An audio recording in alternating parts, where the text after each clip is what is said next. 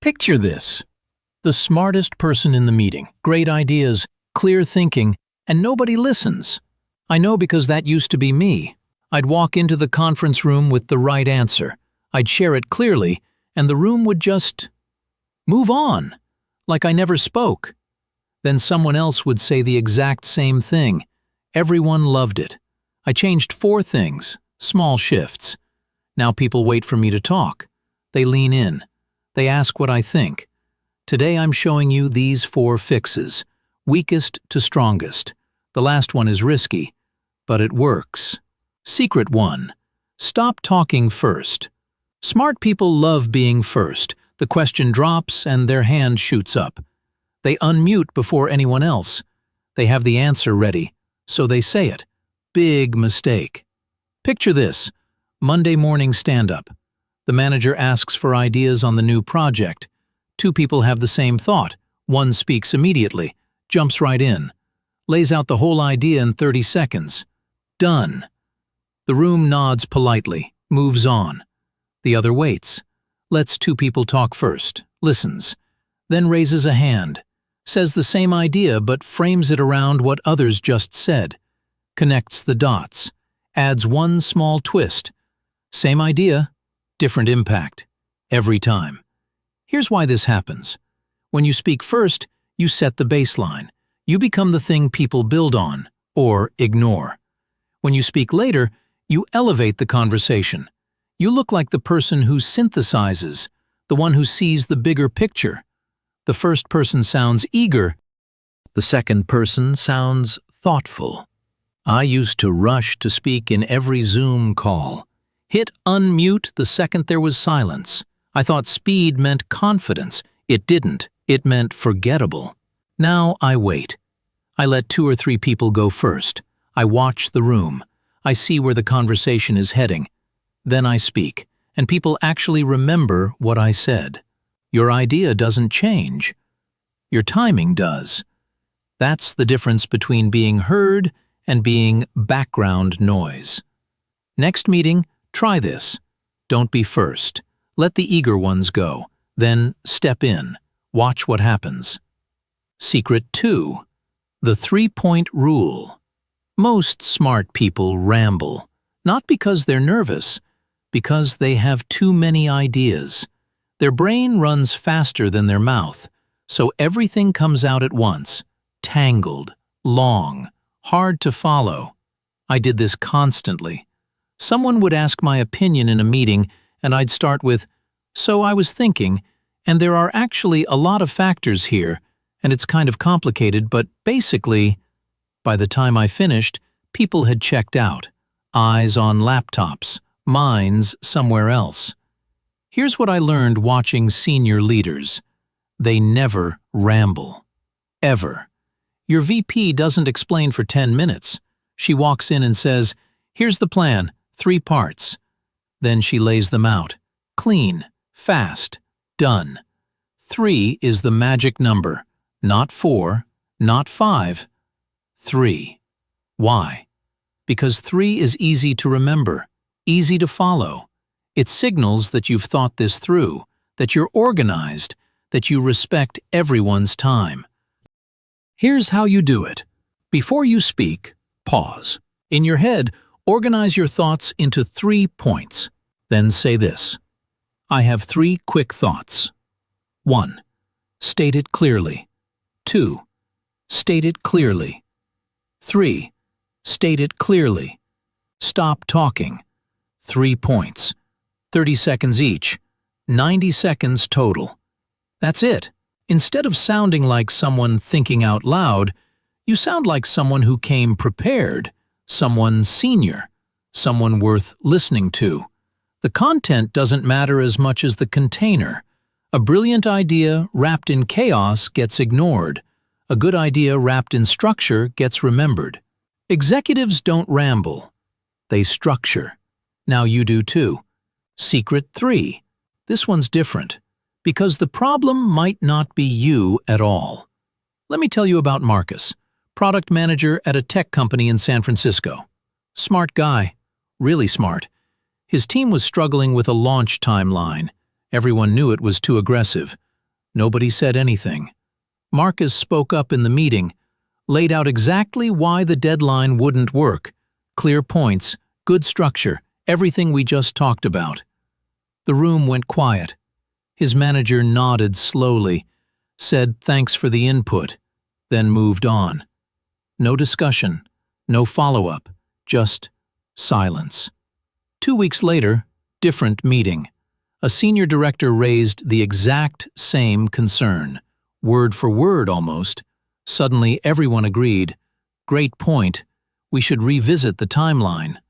The director looked like a genius. Marcus sat there wondering what went wrong. Here's the thing. It wasn't his idea that failed, it was the room. A Harvard researcher named Amy Edmondson spent years studying why some teams perform and others don't. What she found changed everything. The difference wasn't talent, it wasn't experience, it was something she called psychological safety. The shared belief that a team is safe for interpersonal risk-taking. In plain English, when people feel safe, they speak up, they support each other's ideas, they take chances. When they don't feel safe, they protect themselves. They stay quiet. They let good ideas die because backing someone else feels too risky. This is why your ideas get ignored, not because they're bad, because your teammates are scared. Scared to agree with you, scared to stand out, scared to be wrong if your idea fails. So they say nothing, and your idea disappears. The American Psychological Association puts it simply.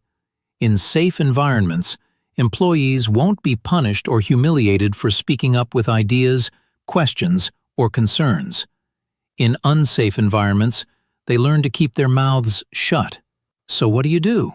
First, recognize it. If your good ideas consistently die in silence, look at the room, not just yourself.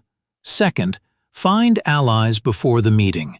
Share your idea one-on-one. Get someone to back you publicly. Third, if the environment is truly broken, your best ideas might need a different audience. You're not being ignored because you're wrong. Sometimes you're being ignored because the room is broken. Before I show you the last secret, the one that actually shifts the power in the room, do me a quick favor. If this is helping you feel less invisible, show it.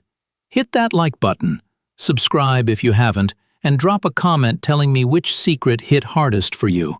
I actually read them, all of them. Now let's get to the dangerous one. Secret 4. The one most people never use, because it feels wrong. Strategic silence. This isn't about being quiet because you're scared. This is about choosing silence when everyone expects you to speak. Weaponizing it. Let me tell you what I watched happen last quarter. Leadership sink, high stakes. The company missed targets, and everyone knew heads might roll. 8 directors in the room. 7 of them talked immediately, defending their teams, explaining the numbers, blaming external factors, talking over each other. Loud, defensive, chaotic. One person said nothing. The VP of Operations. She sat there, shoulders back, eye contact steady. Not nervous, not checked out, just watching, like she was waiting for the chaos to burn itself out. 45 minutes of noise. Then the CEO raised his hand. Room went quiet. He looked around the table, skipped everyone who had been talking, looked directly at her. "You haven't said a word. What do you think?" Everyone turned, waited. She paused. 3 seconds, let the silence hang there, heavy, uncomfortable. Then she spoke. 12 words. "We're solving the wrong problem. Here's what actually needs to change." She laid out one idea. Took maybe 60 seconds, clear, calm, no defense, no blame. The CEO nodded. Do that. Meeting over. 7 people talked for 45 minutes. One person said 12 words. Guess whose idea got implemented? Here's why this works. Silence in chaos makes you look like the only person in control, like you see something others don't. When everyone's rushing to fill the air, the quiet one becomes magnetic. But here's the catch. You have to own it. Awkward silence looks weak. Powerful silence looks intentional. Shoulders back, eye contact present, face calm, like you're choosing to wait. Don't use this every meeting. Save it for when stakes are high, when emotions run hot, when everyone else is scrambling. That's when silence hits hardest. Silence isn't weakness, it's a power move, but only if you own it. But here's what ties all 4 secrets together. They're not about tricking people into listening, they're about stopping the habits that make you invisible. Waiting to speak respects your timing. Structuring your thoughts respects your ideas. Understanding the room respects your environment. Choosing silence respects your words. None of this is manipulation. It's just removing the things that get in your own way. Pick one secret. Just one. Try it in your next meeting. Maybe you wait before speaking. Maybe you structure your point into 3 parts. Maybe you find an ally before the room. Maybe you stay quiet when everyone else panics. One change. 1 week. Watch what happens. These 4 things took me from the person nobody heard to the person everyone waits for. They'll work for you too. In a world where everyone's trying to talk over each other, the person who knows when to speak and when not to wins. The goal isn't to be the loudest voice in the room. The goal is to be the one worth listening to. You already have good ideas. Now make sure the room hears them.